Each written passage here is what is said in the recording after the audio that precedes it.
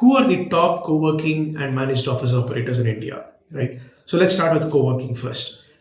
In the co-working space, obviously the most well-known brand out there in India and worldwide is WeWork, right? And let me just quickly take a minute to answer an apprehension that might be in your mind.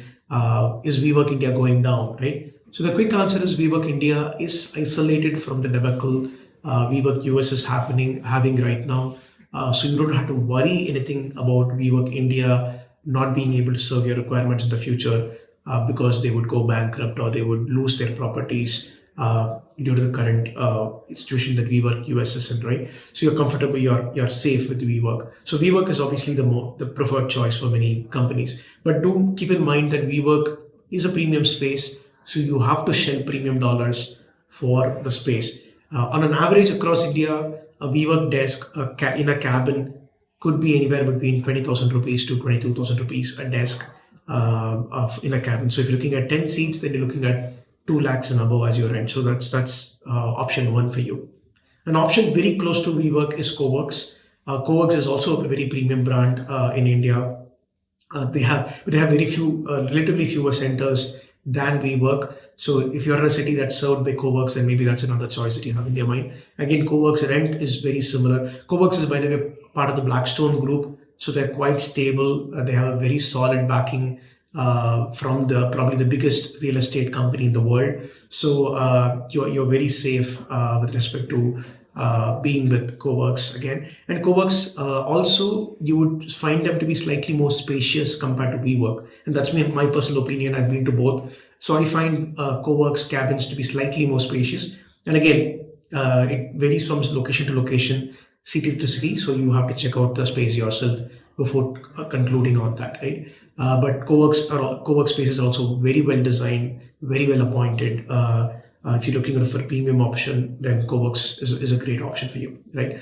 And again, I've also seen the pattern that more startups and more the companies that employ more younger workforce kind of prefer WeWork, and companies that are more grown up, mature, or more they're more enterprise kind of companies kind of prefer Cowrks, again purely because the design language suits them better, the ambience suits them better, right? The kind of other companies that operate out of the facility align with their own company and all that. So that's another difference that I see in terms of preferences.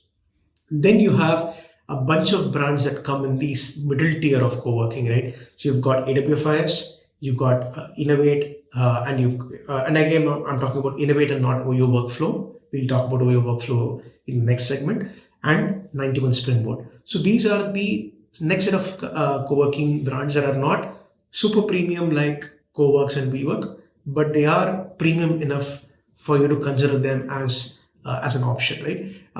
And all these players, Innovate, for example, is known for their design, right? And in fact, I'm recording this video from an Innovate facility, and you can see the background, very creative ways in which they design their workspaces. So Innovate is a great brand to go with, and they are growing quite extensively across India. They're launching new centers almost one every month.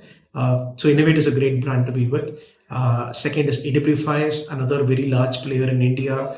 They have probably the widest network of co-working across India. So if you have a multi-city operation and you need offices in multiple places, then AWFIS might be a great choice because you can have a standard experience for your employees across the country, right?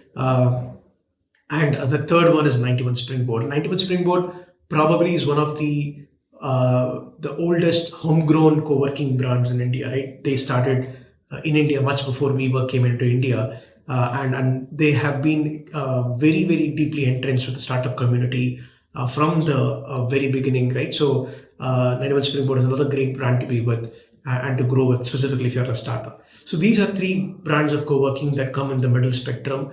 Again, the cost can vary from city to city, but like for example, if I take Chennai as an example, an AWFIS desk could cost anywhere from 7.5K, 8K, all the way till 12K, depending on the micro market.